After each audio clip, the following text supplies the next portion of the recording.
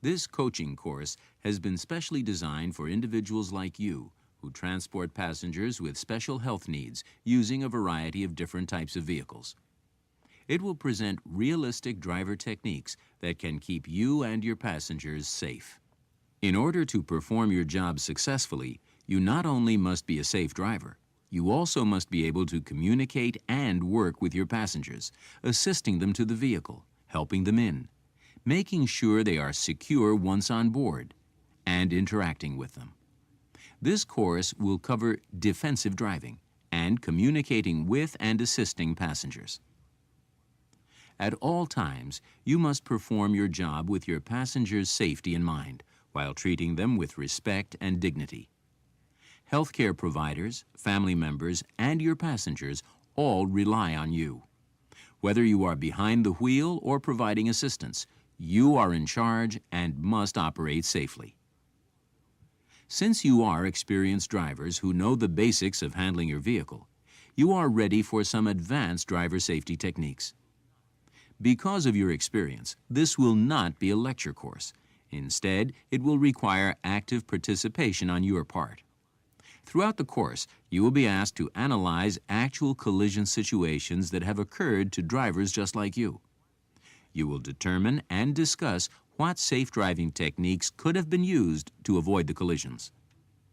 Your personal participation, including the sharing of your experience in transporting passengers with special needs, is essential to the success of this course.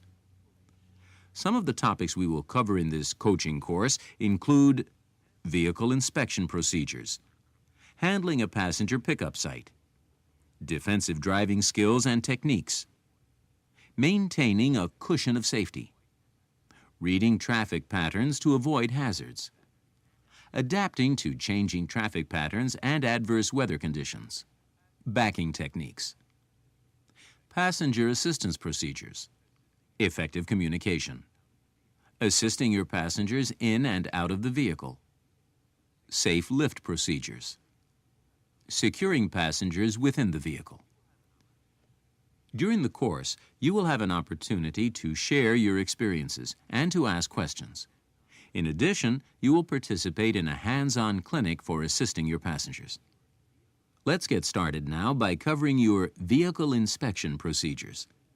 A safe drive begins even before you start your vehicle. A vehicle breakdown while transporting passengers with special needs can be dangerous. Besides, doing a comprehensive vehicle inspection will familiarize you with a different, unfamiliar vehicle you may have to drive that day.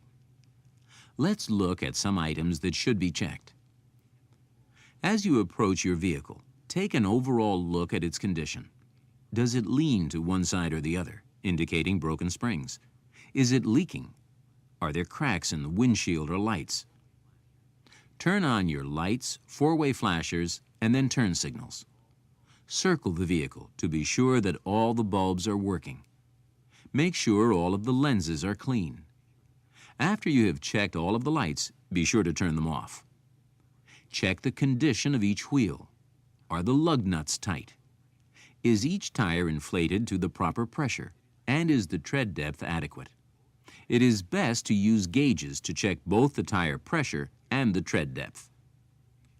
If your vehicle has a lift, be sure to do a complete check of its operation. Always start by securing the door if possible. As the lift drops, make sure your feet are out of the way. Also, review the instructions for lowering the lift manually. If you do not have a mechanic who checks the vehicle daily, you should check under the hood as part of your inspection. Check the oil level, as well as the levels of the windshield washer fluid and radiator coolant. In most vehicles, you need not remove the radiator cap to check the coolant level. It is visible in a plastic reservoir. If you must remove the cap to check, pay close attention to the warning messages. Be sure the engine is totally cool before removing the cap. Also, check the hoses and belts for wear spots and signs of leaking. Check that the battery cables are not loose and that the terminals are not corroded. In smaller operations that do not have a maintenance department, it's a good idea to keep a record of maintenance that is performed. This will help keep your vehicle on the road and reduce the chances of breakdowns. Inside the vehicle, check the passenger area to be sure that the floor is clear and that all seats, safety belts, and other devices are in good condition. Check that all exits are in good working order. Check all safety equipment, including emergency triangles and/or flares, extra fuses if necessary, and the fire extinguisher. Make sure the inspection card on the fire extinguisher is not out of date and that the extinguisher is fully charged. Also check that the first aid kit is fully stocked. Make certain that any passenger equipment, such as wheelchairs and stretchers, are properly secured. In the driver area, check under the seat, the floor area, the dashboard, and in a van, the top of the engine cover, to be sure there are no loose objects that could interfere with the operation of the vehicle. For example, many drivers put items on the engine cover in a van, which might seem like a good place for a clipboard or papers. However, when making a turn or stopping sharply, these items can slide off. If you grab for them, your attention is directed away from your driving. Don't take a chance. Keep the entire front seat area clear.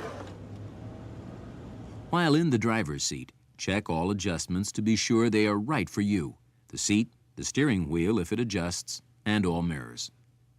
The side mirrors should be adjusted so you can just see the side of your vehicle, and in the right side mirror, you should be able to see the right rear tire. Proper mirror adjustment is crucial to minimizing your vehicle's blind spots.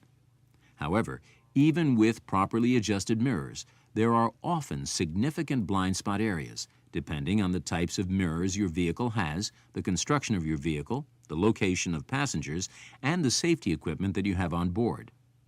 For example, this driver was not able to see this vehicle on the left side, except in the small convex mirror, easy to miss. On the right side, the vehicle was barely in the small convex mirror, even though the front of the hood could be seen out of the right window.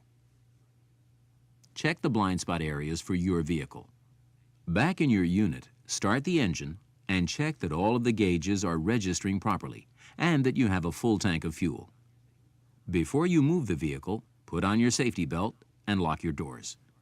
Either now or just after you start, test your brakes to be sure they are functioning properly. Develop a regular routine for your vehicle inspection and try to follow the same procedure every time you do an inspection.